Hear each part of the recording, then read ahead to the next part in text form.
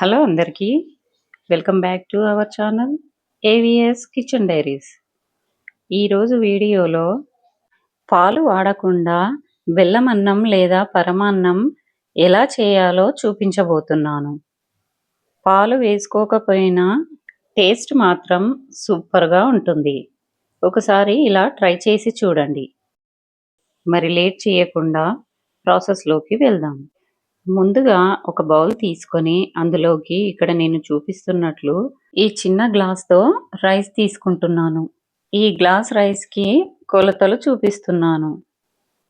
తర్వాత ఇందులోకి నీళ్లు పోసుకొని 2-3 సార్లు బాగా కడుక్కోవాలి.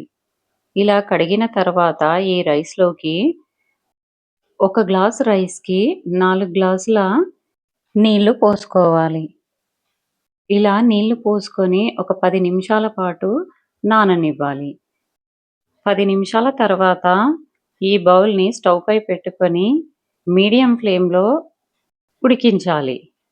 ఇలా మీడియం ఫ్లేమ్లో ఉడికిస్తేనే రైస్ బాగా మెత్తగా ఉడికిపోతుంది.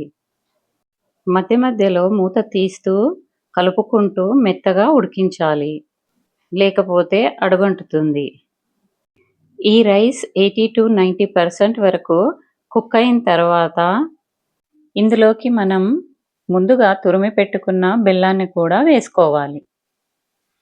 మనం ఏ గ్లాస్తో అయితే రైస్ తీసుకున్నామో అదే గ్లాస్తో బెల్లాన్ని కూడా తీసుకోవాలి. 1 గ్లాస్ రైస్కి 1 గ్లాస్ బెల్లం పర్ఫెక్ట్గా సరిపోతుంది. బెల్లం వేసుకున్న తర్వాత బెల్లం కరిగే వరకు కలుపుకొని మూత పెట్టి ఒక 2 నిమిషాల వరకు ఉడికించాలి. బెల్లం వేసిన తర్వాత స్టవ్ని లో ఫ్లేమ్లో పెట్టుకొని మాత్రమే కుక్ చేయాలి. ఈ రైస్ కుక్ అయ్యేలోపు వేరొక స్టవ్ వెలిగించి ఒక బాండి పెట్టుకొని అందులోకి నెయ్యి వేసుకోవాలి. నెయ్యి కొద్దిగా ఎక్కువగా వేసుకుంటేనే బాగుంటుంది. తర్వాత ఇందులోకి మనకు కావాల్సిన డ్రై ఫ్రూట్స్ వేసుకోవచ్చు. నేను ఇక్కడ కాజు, కిస్మిస్, బాదాం వేస్తున్నాను.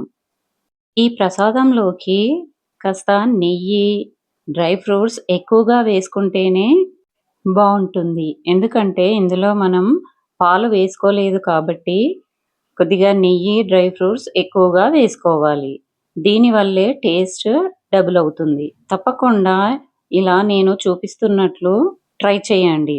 తర్వాత ఈ రైస్లోకి కొద్దిగా ఇలాచీ పౌడర్ కూడా వేసుకోవాలి. ఇలాచీ పౌడర్ వేసి మనం ఫ్రై చేసి పెట్టుకున్న డ్రై ఫ్రూట్స్ కూడా మొత్తం వేసేయాలి. నెయ్యితో పాటు మొత్తం డ్రై ఫ్రూట్స్ వేసుకోవాలి. ఇవి వేసుకున్న తర్వాత ఒక్కసారి కలిపి 1 నిమిషం పాటు ఉడకనిస్తే సరిపోతుంది. మనం పాలు వేయకపోయినా టేస్ట్లో మాత్రం ఎలాంటి మార్పు ఉండదు. చాలా టేస్టీగా ఉంటుంది. ఒకసారి నేను చూపించినట్లు ట్రై చేయండి. కేవలం 5-10 నిమిషాల్లో రెడీ అయిపోతుంది.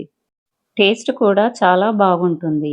ఈసారి పరమాన్నాన్ని ఇలా ట్రై చేసి చూడండి. ఈ వీడియో గనక నచ్చితే లైక్ చేసి షేర్ చేయండి. అలాగే ఇలాంటి ఇంట్రెస్టింగ్ రెసిపీస్ కోసం ఛానల్ని సబ్స్క్రైబ్ చేసుకోండి. Thanks for watching.